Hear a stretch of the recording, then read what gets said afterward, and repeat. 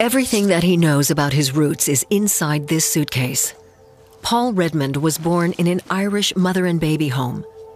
Just a few days after his birth, he was given up for adoption.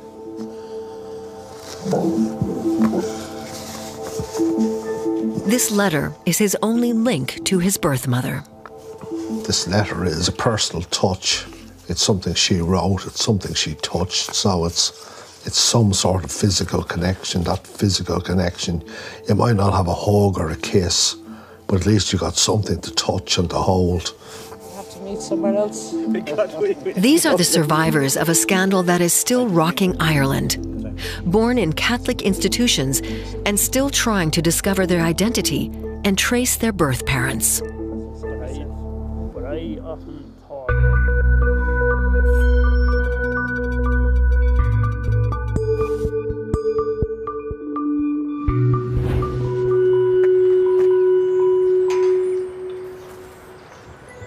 The seemingly tranquil town of Tuam in Western Ireland, a place that Anna Corrigan just can't seem to forget. This was once the site of a mother and baby home run by Catholic nuns up to 1961. Unmarried women were sent here to give birth. The remains of 796 infants lie here. This is the list of the children who died in the home. Here, John Desmond Dolan, he died 15 months. John, her older brother, was born and apparently died here. And then there's William. What happened to Anna's brothers? There is no official grave. For decades, the nuns didn't just hush up the high rate of child mortality in the home. They also humiliated and neglected even the very youngest of children. Anna still doesn't know what really happened to her brothers here. It's a very strange position to be in because I have one brother here and he has a death cert. So I'm led to believe that he's here. I have another brother who's dead, who doesn't have a death certificate, no reason for death. And I'm also led to believe he's here, but yet he's not on the names of the 796. These three, Carmel Larkin, Walter Francis, and P.J. Haverty, survived the home in Tuam. Hello, Carmel. Hello, Walter. How are you, my dear? Anna Corrigan met them 8 years ago. Shortly after, the scandal made international headlines. I was looking at you and Peter and I was kind of saying they could be my brothers because the age profile. Oh, I see, yeah. You were filling in for me parts. I knew nothing about my mother's thing, something I didn't tell you before I should have. P.J. Haverty spent almost 7 years in St. Mary's mother and baby home. Then he was put in foster care. Most of the other survivors were given up for adoption. I was one of the lucky ones. I was lucky. I probably was born maybe a healthy baby in that and I survived. It's a frightening place. It's a sad place because I could be in here as well. That's what frightens me. What was going on in Tuam was being practiced systematically throughout Ireland. Those were the findings of a report published by the Irish government in 2021. An investigation into the country's 14 largest homes up to 1998 revealed that 56,000 women had had their newborns taken away from them and released for adoption. In the ultra-conservative Catholic Ireland of the time, getting pregnant out of wedlock was seen as a sin. In Castle Pollard, there was also a Catholic mother and baby home. Paul Redmond was born here in 1964. The building is long empty, but the home dominates his thoughts. He wants to understand what happened to him here. That was 58 years ago at the moment, so it brings back a lot of memories because this is where I last saw my mother for the last time, and I've never seen her since. More than 4,500 children were born in the home in Castlepollard. A Catholic order of nuns ran the institution from 1935 to 1971. Paul Redmond's research shows that the nuns pressured the mothers into signing adoption papers for their children. Paul was separated from his mother shortly after his birth, and he was adopted when he was just 17 days old. It's very mixed emotions being back here because it's where my life started, and my life could have gone in one of two directions. One was to stay with my natural mother, the other was to be adopted. So this place is like a rail junction with two roads or tracks, and the older I got, the more it was on my mind. Why was I given away? What happened? Is there something wrong with me? He now knows that his birth mother is called Adeline. She was 20 years old and unmarried at the time. Her parents paid the order 100 Irish pounds to make the baby disappear. If you were pregnant in Ireland and you weren't married, then you were just a horrible sinner and a penitent, and they would do anything they could to just punish you for that. So it's important that we remember all these things and bear witness and make sure that future generations don't forget. Paul Redmond has set up a self-help group to make sure that doesn't happen. Today, he has arranged to meet others like himself on the site of the former home. Yeah. All right, it's good to see you. You guys know Ray. How you doing? Good to see you again. Good to see you. Paul wants to give others the opportunity to confront their past. Almost all the adopted children are trying to trace their roots. Many do not know to this day who their mother was. Missing documents and the nun's stony silence also dogged Lawrence Cloak's attempts to trace his past. When I started looking and I got in touch with the nuns, and they said, it's very difficult to go back and look for your mother, right? Because she could be anywhere in the world. And it's going to cost money. Lawrence received this letter from the religious order back then. Paul reads it out to the group. This is time-consuming and could be expensive, so if you want us to go ahead, we would need help in that area, as we are a voluntary society. Well, that's a straight-out lie. We're not voluntary. The Sacred Heart Adoption Society, SHAS, was a professional and registered agency. Ching-ching, baby. And they got money from the government to look after us. For 2 years, the nuns kept demanding money from Lawrence and kept fobbing him off. The nuns only revealed his mother's name when he threatened to stop the payments. And when I was adopted. But I was lucky to come back and find her. Yeah. In 1991. Right. I found her. I had about 25 years with her. Good. And I found my father in about 10 years after that. That was a long battle. For a long time, the survivors were unaware of the scale of this inhumane system. Paul found out that almost 1 in 10 babies born in Castlepollard did not survive. Literally right between underneath our feet, there's about 245 formal burials and 150 stillbirths, so there's about 400 babies buried here. Oh. Paul has written a book about Ireland's mother and baby homes. Well, you're not getting one now after all these years. By being adopted, you don't fully 100% fit with your adopted family, and you don't fully fit with your natural family either, because they're gone.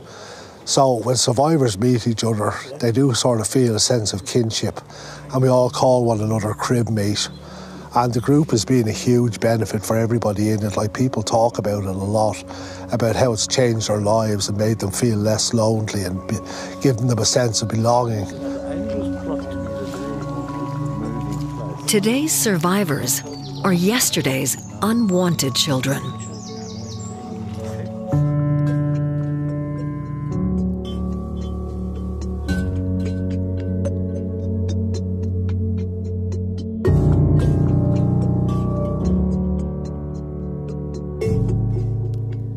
The mother and baby home in Tuam was torn down in 1972. Catherine Corliss has a scale model of the building in her living room.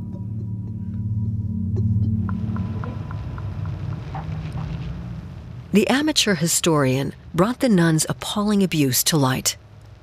She discovered that the babies' bodies had been disposed of in a disused sewage treatment system underground.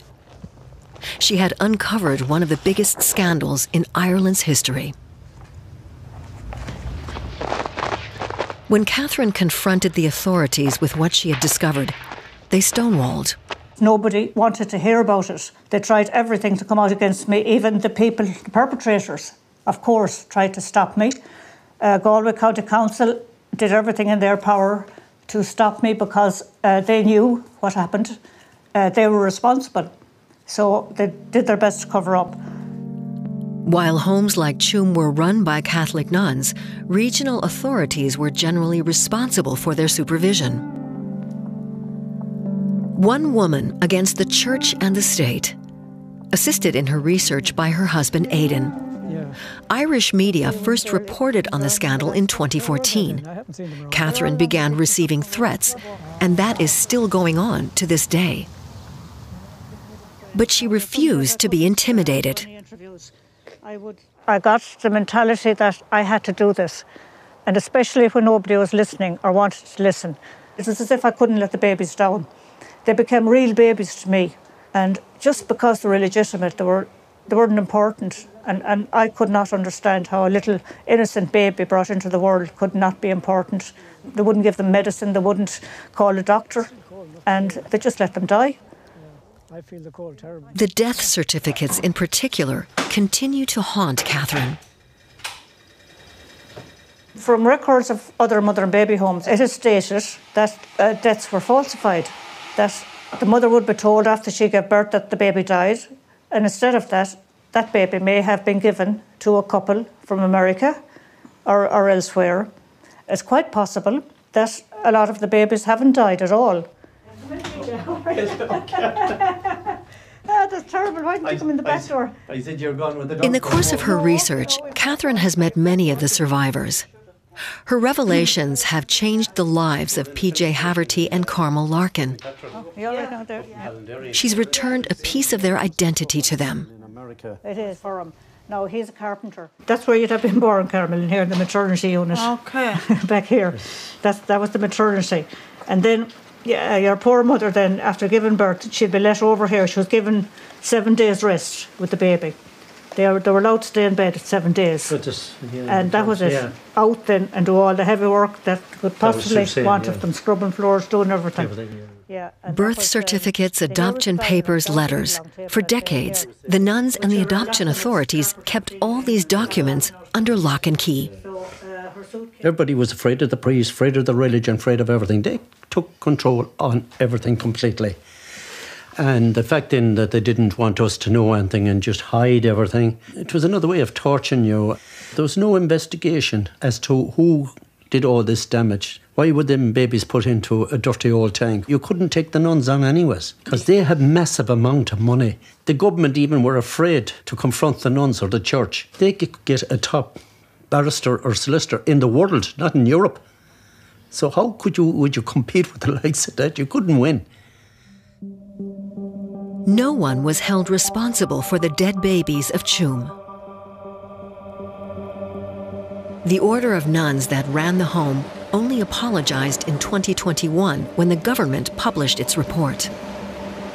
And that report came too late for many of those affected, who doubt whether the state is really interested in uncovering the truth.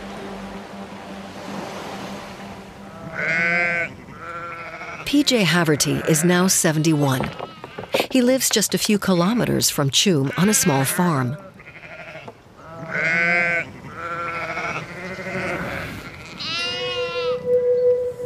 P.J. was just under 7 when he was fostered.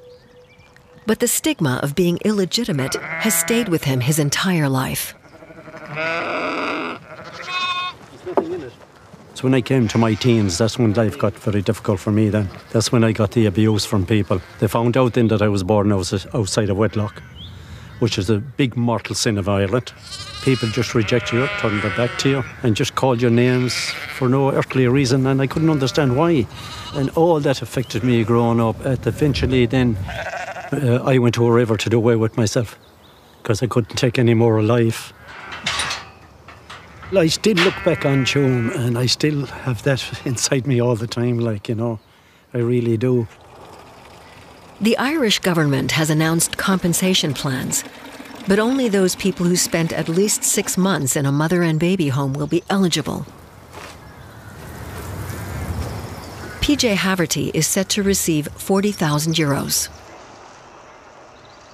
We're only getting peanuts, we're only getting a fraction. When you think like those 7 years taken out of my life, locked up, what I call a prison, not a home, a prison I call it. 7 years taken out of my life. I don't know anything about it. And your mother taken away from you, that's a crime. In his early 20s, PJ started looking for his birth mother. He asked neighbors and other locals and discovered that his mother was living in London. At first, they exchanged letters. Then she agreed to meet him. From his mother, PJ discovered that she had never wanted to give him away. For 5 years, she had knocked at the door of the home every day, but the nuns turned her away. She loved me, she wanted to do everything for me, but she was restricted, she told me. I was delighted then to know that she didn't leave me there because she didn't like me or she didn't want me. But it was nice to know that she did want me and she did everything to get me out. And that was lovely, like, you know. It kind of took a load off your, you know, that you felt you were human. You were part of the human race and everything, like, you know. That you did have a mother, you met your mother and you talked to her and everything. So it meant an awful lot, an awful lot.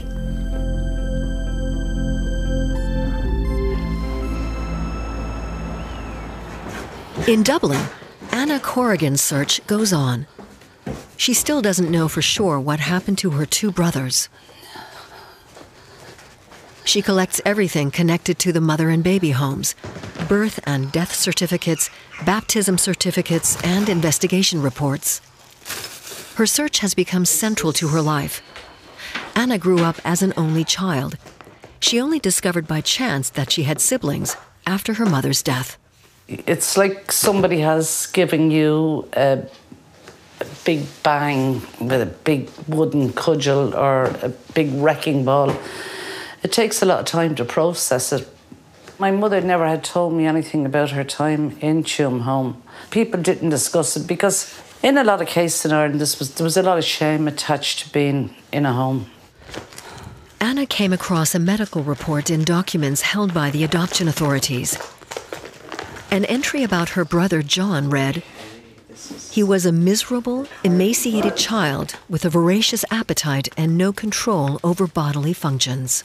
What happened to this child from birth to 12 months that he ends up in this condition? No control over bodily functions. And if John is dead, I contend he died in neglect and malnutrition. In 2014, Anna contacted the police. John's cause of death is under investigation. Her brother William is officially classed as a missing person.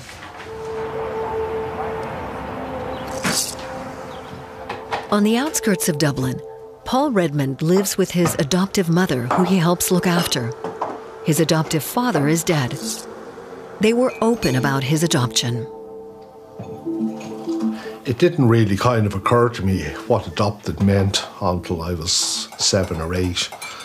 And I have a vivid memory of being out in the first McDonald's in Ireland, which had a lot of mirrors at the time. And I remember seeing my whole family in the queue and looking in the mirror and seeing that everybody else in the family had black hair and I had red hair. So that was one of the first times I kind of realised that's what it really means to be adopted.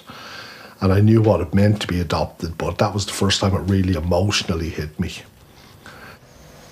His adoptive parents didn't know what really went on in the mother and baby homes, so they couldn't answer Paul's questions. I started searching as a teenager and I was 15. I took my bicycle and cycled into Dublin after looking up the address of the Adoption Society in a phone book. And like an absolute child was there knocking on the door. And of course, they just got rid of me. Paul treasures the result of his search. It took 25 years to track down his mother, Adeline. But on the telephone, she told him that she didn't want any contact. All that Paul has is this letter. This letter is a personal touch.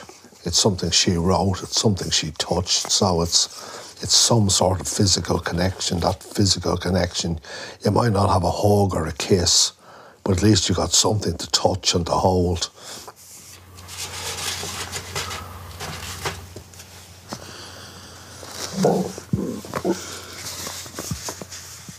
I did find peace, but a very strange sort of peace. I kind of became numb about the whole thing. You can trace and you can search and you can do this, and you can hassle the government for mountains of paperwork. But at the end of the day, you cannot make somebody want to have a relationship with you. It has to be their choice. They're just like the Pink Floyd song. And I have become comfortably numb. And unfortunately, that is how it has to stay, comfortably numb. There's no more.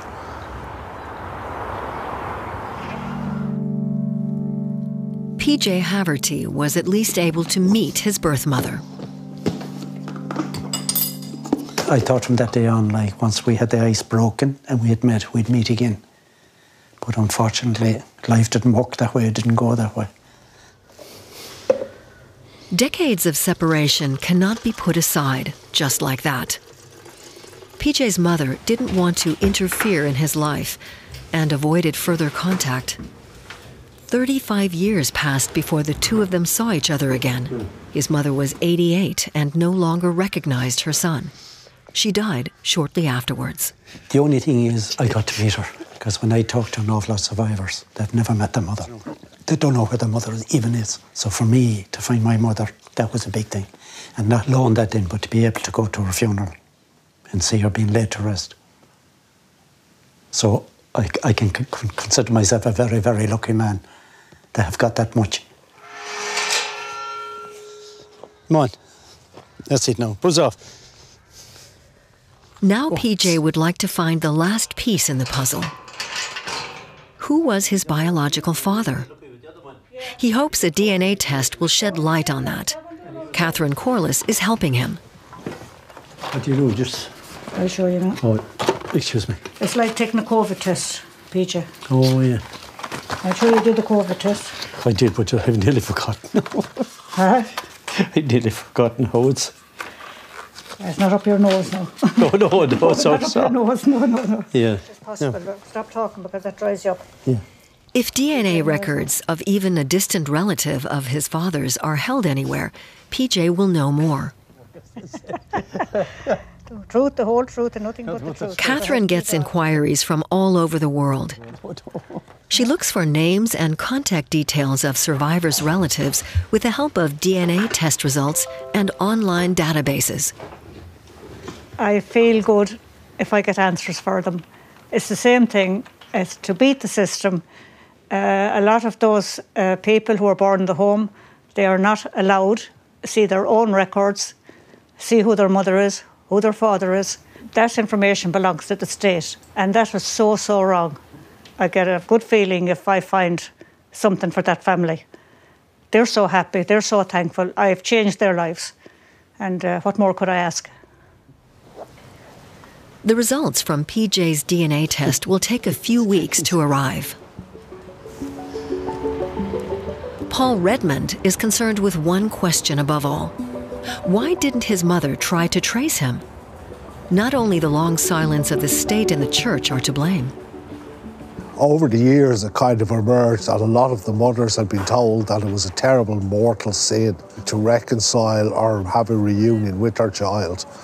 That was drummed into them in the mother and baby homes, and it was something that really stayed with mothers because a mortal sin was just the worst of the worst. I mean, it ranks up there with murder. And if you commit a mortal sin, you're doomed to hell for all eternity. It changed my perspective on my natural mother by making me realise that she was a victim, that we were both victims and survivors in a way as well. In 2018, Pope Francis visited Ireland. As a survivor, Paul was invited to an audience with the pontiff. he asked the Pope to set the record straight about mortal sin.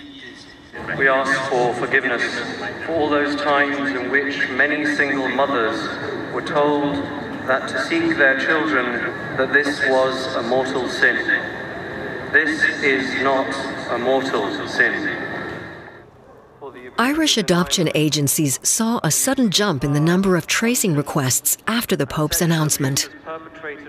Of all the things we achieved, that's the one that kind of stays with me the most in some ways. I mean, there were mothers and adoptees in all corners of Ireland, and they'd been living in shame and fear and silence for 30, 40, 50, 60 years sometimes.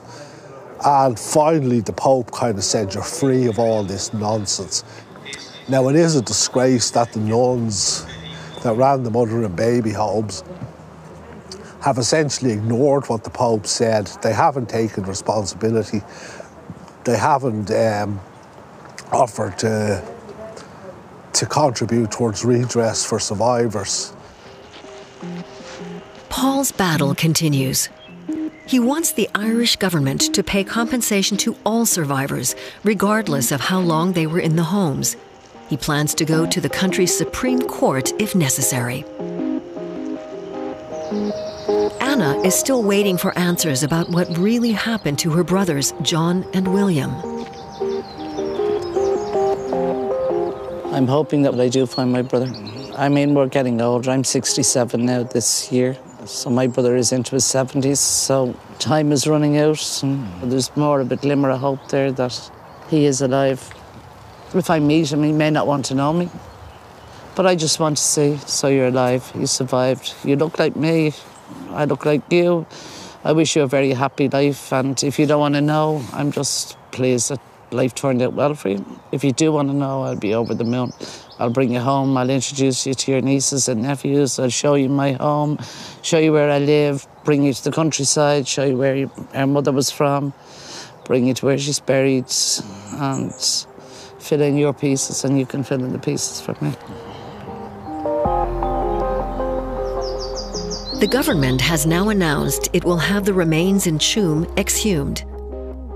Perhaps this will give Anna certainty about the fate of both of her brothers.